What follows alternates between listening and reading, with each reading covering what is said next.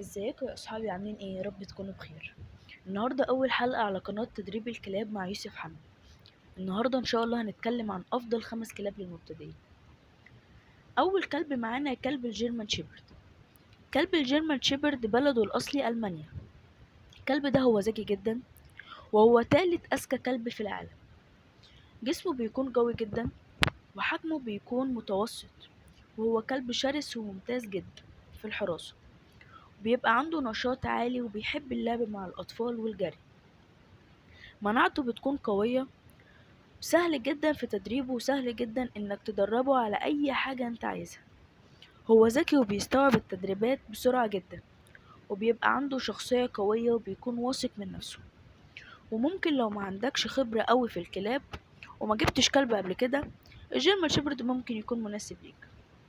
تاني كلب معانا كلب الهاسكي. كلب الهاسكي بيحب اللعب مع الأطفال، وحجمه بيكون متوسط.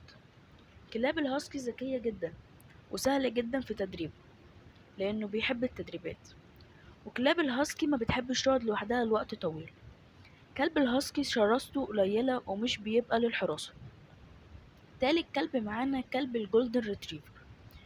الجولدن ريتريفر كلب بيكون ذكاؤه عالي جدا وسهل جدا في تدريبه، وبيستوعب الأوامر والتدريبات بسرعة جدا. وهو كلب نشيط جدا وبيحب اللعب مع الأطفال والمشي. كلب الجولدن شراسته بتكون قليلة ومش بيبقى للحراسة. وكلاب الجولدن ما بتحبش تقعد لوحدها لوقت طويل، وسهل جدا انك تعودها عليك وعلى الأسرة. رابع كلب معانا كلب المالينو.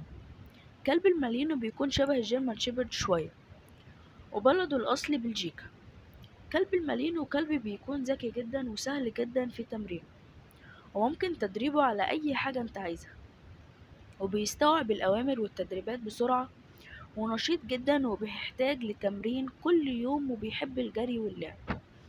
وعنده سرعة الانتباه، ورد فعله بيكون سريع، وعنده شخصية قوية وبيكون واثق من نفسه، ومش بيخاف من أي حاجة. وعنده لياقة بدنية عالية جدا، وشرس وممتاز جدا في الحراسة. والنظافة بتاعته بتكون سهلة لأنه فروته بتكون صغيرة جدا. خامس كلب معانا كلب اللابرادور ريتريفر. كلب اللابرادور بلده الأصلي هو كندا، وكلب ذكي جدا، وهو سابع أذكى كلب في العالم.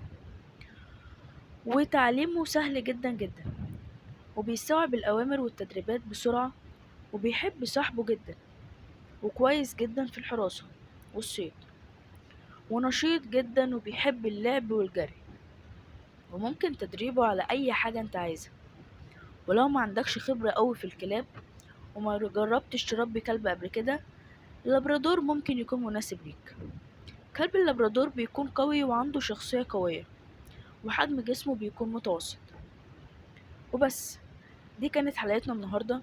وأي حد عايز يعرف أي حاجة عن الكلاب يكتبها لي تحت في الكومنتات. وما تنساش تعمل لايك وسبسكرايب وتشترك في القناة عشان يوصلك أي حاجة جديدة أنا أنزلها. كان معاكم يوسف حنا، سلام.